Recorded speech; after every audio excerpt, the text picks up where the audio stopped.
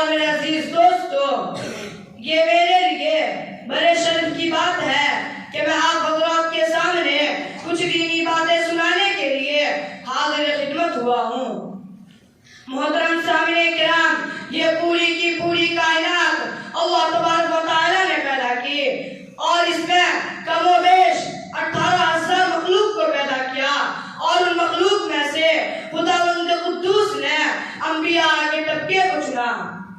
اور انہیں سب سے اعلیٰ اور افضل مقام عطا کیا۔ محترم دوستو، بتائیے کہ انبیاء کرام علیہ السلام کے بعد کون سی وہ ہستی ہے، کون سی وہ مقدس شخصیت ہے جن کو نبیوں کے بعد سب انسانوں پر فوقیت و فضیلت حاصل ہے، جن کا نام نامی اسم گرامی حضرت ابوبکر صدیق ہے۔ آپ اتنے بلند مرتبہ اور عظیم الشان کے صدیق اکبر کی سیرت و سبقت ہے، وفا و صداقت، عزت و عظمت، رفعت و منقبت، تقدس و مرتبت اور شان و شوکت کا بیان کرنا میرے بس میں ہے۔ میری ہمت و قوت نہیں کہ صدیق اکبر کے بارے میں کچھ لب گشائی کروں، جن کی تعریف و توصیف کا وعدہ خود رب کائنات نے اپنی مقدس کتاب میں کیے، مقامات پر بیان کرے، اور سرور کائنات صلی اللہ علیہ وسلم بھی آپ کی فضیلت و عظمت ان الفاظ میں بیان فرمائے کہ اے ابو بکر، تم میرے غار کے ساتھی ہو اور آخرت کے حوض کوثر کے ساتھی ہو۔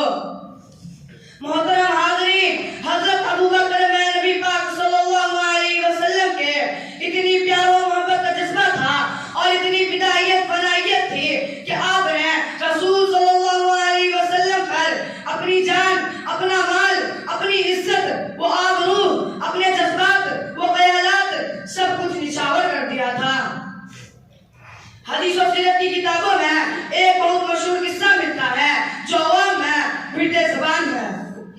ایک دن مشرکین مکہ خانہ کعبہ میں ٹانگ پر ٹانگ چڑھا کر بیٹھے ہوئے مشورہ کر رہے تھے کہ محمد صلی اللہ علیہ وسلم کا کیا کرنا۔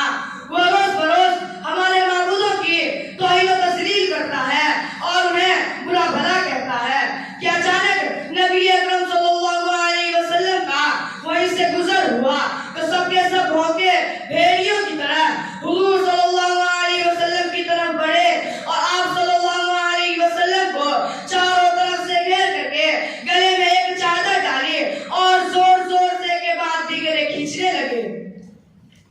کسی نے یہ خبر حضرت ابو بکر کو بتا دی۔ اس خبر کا سننا تھا کہ صدیق اکبر غضبناک ہو کر عشق نبی صلی اللہ علیہ وسلم میں ڈوب کر ان درندہ سب انسانوں کی طرف دوڑ پڑے اور بغیر کسی غضب و غضب ان کے مجمع میں کود پڑے اور نبی صلی اللہ علیہ وسلم کو بچانے لگے اور اپنی جان کی پرواہ کیے بغیر ان درندہ سب انسانوں کی طرف دوڑ پڑے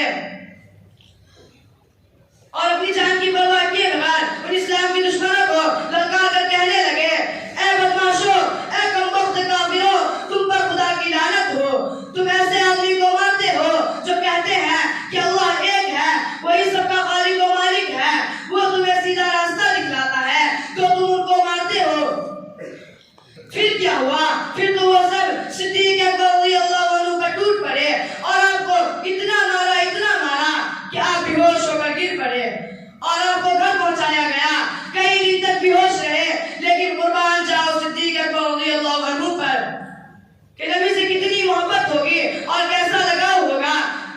کہ جب ہوش آتا ہے تو نبی اکرم صلی اللہ علیہ وسلم کے متعلق سب سے پوچھنے لگے کہ میرے نبی صلی اللہ علیہ وسلم کا کیا حال ہے۔ لوگوں نے بتایا کہ الحمدللہ خیریت سے ہے،